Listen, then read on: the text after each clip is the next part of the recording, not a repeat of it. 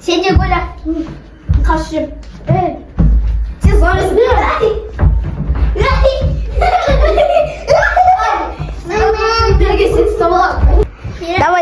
Давай, жигір. Ай! Kaç seni stop alalım, bir gel. Bir gel seni stop alalım. Stop aldım. Sen de. Ой, кім ол? Жүр көрейікші кім екен. Жүр кеттік. Аш, кім? Кім? Кімсіз? Ашайық па? Ойбай, сәлеметсіз бе? Сәлеметсіз бе? Сізге кім керек? Сәлем. Мен военкоматтан келіп тұр едім. Үйге кіруге рұқсат па? Білмеймін. Не үшін келіп? Мамаларыңыз бар ма үйде? Мама, папа бәрі жұмысқа кетіп қалды. Үйге кірейін, иә, сіздерге. Рұқсат па кіруге? Жарайды. Не болды? Кімді алып кетуге келдіңіз? Не үшін келдіңіз? Түсіндіріп айтамын. Сағадат деген бар ма осы үйде? Сағадат деген бала. Міне, мына бала. Қайсы бала? Міне, қасыңызда отыр. Сағадат деген сіз ба? Короче, мен сізді әскерге шақыртуға қағаз алып келіп едім. Не үшін әскерге алып кетесіз оны? Енді дұрыс қой, енді әр азамат өзінің әскери борышын өтемей ма? Әке-шешелеріңіз қайда, мамаларыңыз қайда? Мама, папа бәрі жұмыста. Мен военкоматтан келіп тұрмын ғой, просто қағаз тастап кетуге келіп тұрмын. Міне мына қағазбен танысыңыз бері келіп. Міне мынандай қағазбен. Міне печати бар, бәрі бар. Қағазбен танысыңыз, мінекей. Сол әскерге шақыртуға келіп тұрмын. Қазір күзгі әскери шақырту болып отыр бізде. Келіп, отан алдындағы борышыңызды өтеп кетсеңіз болады. Сіз мен папа, мамам танисыз ба? Мен ешкімді танымаймын. Бізге осындай қағаз береді, солар таратып, түсіндірмелік жұмыстарын жүргізіп жүрміз. Қалай енді? Білмеймін, ол не үшін алып кетесіз, ол әлі кішкентай емес пе?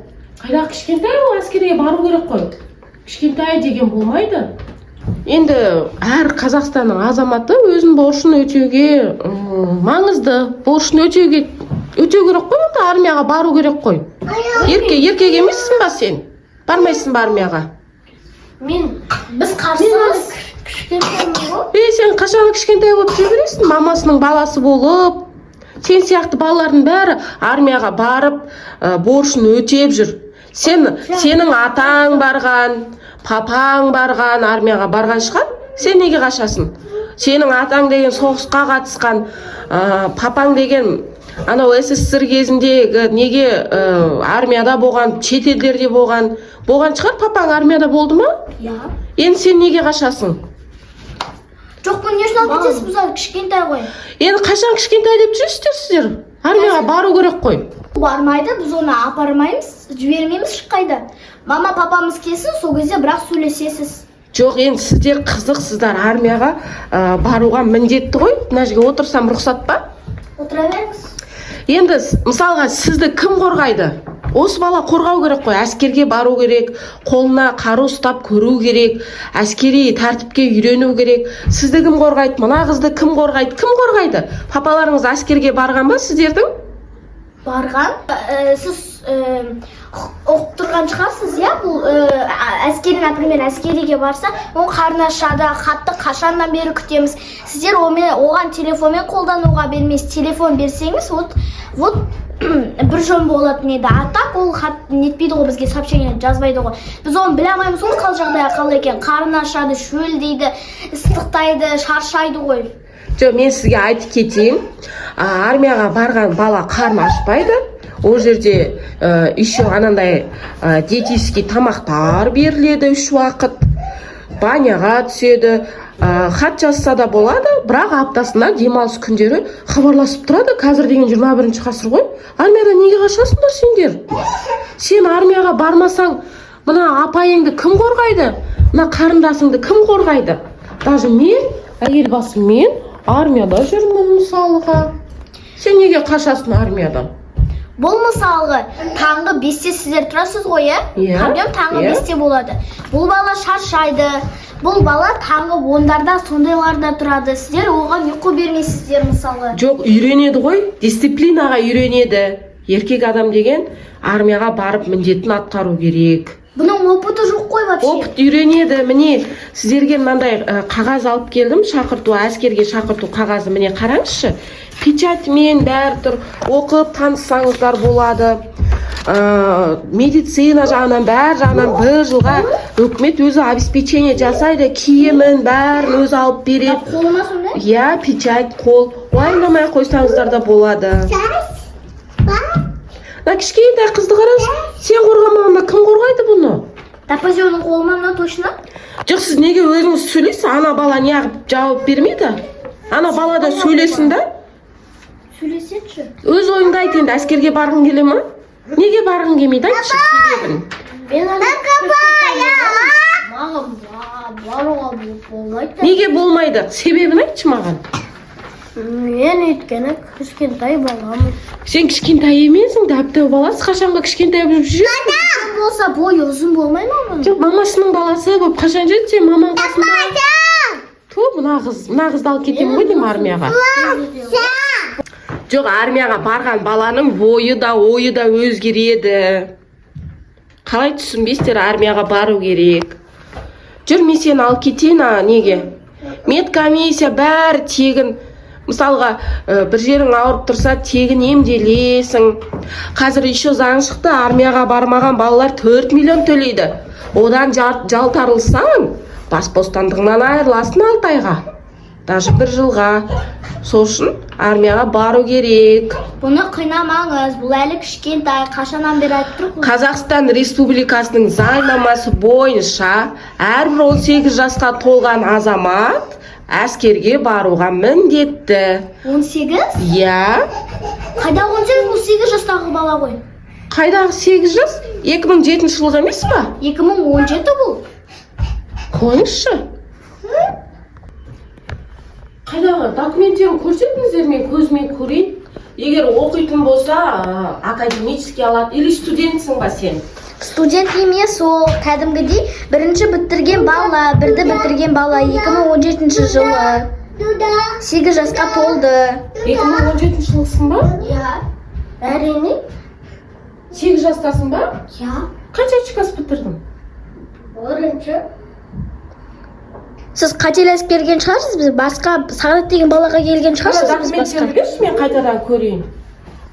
Бер ана документті енді. Жоқ, сізді кім жіберді өзі? Бізде енді ана жақта тіркеліп тұр ғой міне. 2007 жылғы Арысбек Сағадат. 18 жасқа толып қойған. 6 айда толып қойған 18 жасқа деп тұр. Міне қағазды оқыдыңыз ғой сіз. Бағанадан бері не оқыдыңыз? Не мына жерде де жазылып тұр, мына жерде де жазылып тұр. Егер жоғары оқу орнында оқитын болса, академический деген бар, соған академический алып ары қарай әскерге бара береді. Егер оқуға түспеген жағдайда балаңызды әскерде оқып жүрген кезде жоғарғы оқуға тегін оқуға құқылы. Әскерді бітіріп келгеннен ол үшін емтихан не тапсырады, бірақ міндетті түрде жоғары оқуға түседі. Бұл балан мысалғы неге барса армияға, ол сабағын оқи алмай қалады ғой. Сабағы бар оның. Айтып тұрмын ғой, академический алады деп. Сіздер қателесіп кеткен шығарсыздар. Сіз құжатын көрсетіңізші маған, туу туралы куәлігін көрсетіңізші маған. Мен көзімді жеткізіп алайын. Қазір туу туралы куәлігін алып шығамын, сенбесеңіз. Жарайды, көрейік. Сенбесеңіз қараңыз, туу туралы куәлік.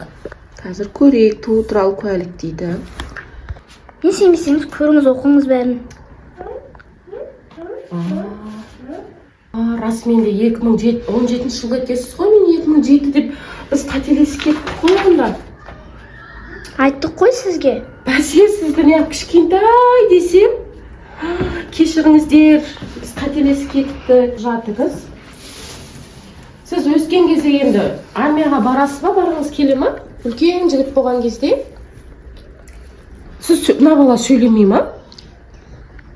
Мен сөйлеймін, әрине сөйлеймін. Барғым келеді өскен кезімде. Армияға барғыңыз келе ма? Ja. Дұрыс екен. Онда жарайды, сіздерден кешірім сұраймын. Біздің құжаттардан шатасып кеткен сияқтымыз. Кеттім, жарайды. Жарайды, сау болыңыз. Сау болыңыз.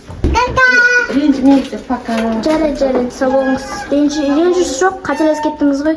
Ана кісі кетті ме екен? Кетіп бара жатыр ана кісі. Жарайды, болыпты. Сағадат. Болды, кетті ана кісі. Ана кісі қуады екен, иә? Асбек Сағадат деп, еще несін ауыстырып алған ғой. Жылын. Ойбайны шош кетпей емес, оқушысы ол қайдағы армия. И то сен 8-десің, и то сен неше оқушысың, бірді бітірдің өзі. Сағадат, бірақ сен өскенде әскерге баруың керексің. Өйткені сен зердені, мені, біздің отбасымызды, Қазақстан отанды қалай қорғайсың сен? Сол үшін сен әскерге баруың керексің. Я мен өскен кезінде барам, маған ұнайды әскер. Сен бұрыннан бері әскерге қызығатын екен. Мә достар, Сағадатты 8 жасымен оқушы болып армияға кете жаздады ғой. Сіздерге осы видео ұнаса лайк басып, подписка істеп және комментарий жазуды ұмытпаңыздар. Келесі видеоға шейін кездескенше сау болыңыздар. Комментарийға өз пікірлеріңізді жазуды ұмытпаңыздар.